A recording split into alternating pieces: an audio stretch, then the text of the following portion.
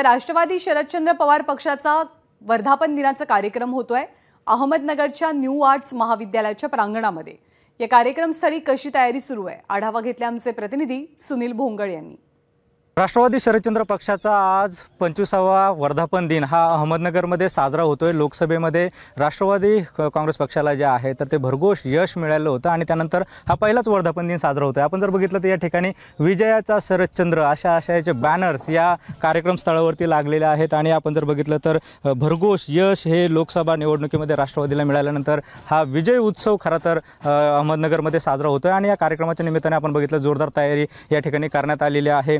पहिल्यांदाच आपण जर बघितलं तर ग्रामीण भागामध्ये राष्ट्रवादीचा हा वर्धापन दिन साजरा होतो आहे आणि खऱ्या अर्थानं लोकसभेमध्ये जे यश मिळालं त्याच्यानंतर प्रथमच हा वर्धापन दिन या ठिकाणी साजरा होत असल्यानं याला विजय उत्सव जो आहे तर असं देखील संबोधलेलं आहे राष्ट्रवादीच्या सर्व नेत्यांनी आणि जोरदार तयारी या ठिकाणी आपल्याला झाल्याचे एकंदरीत पाहायला मिळत आहे। दुसरीकडे जर बघितलं तर कालपासूनच अहमदनगर शहरामध्ये रिमझिम पावसाची जी आहे तर ती सुरुवात झालेली होती आणि आज देखील पावसाचं सावट कुठेतरी या कार्यक्रमावरती असल्याचं पाहायला मिळत आहे। मात्र राष्ट्रवादीच्या सर्वच कार्यकर्त्यांमध्ये मोठा उत्साह जो आहे तर तो या वर्धापन दिनानिमित्त आपल्याला पाहायला मिळतो आहे। राष्ट्रवादीमध्ये खरं तर फूट पडल्यानंतर राष्ट्रवादीचे दोन भाग झाले आणि दोनही पक्ष आजच जो वर्धापन दिन आहे तर तो साजरा करताना दिसत आहे।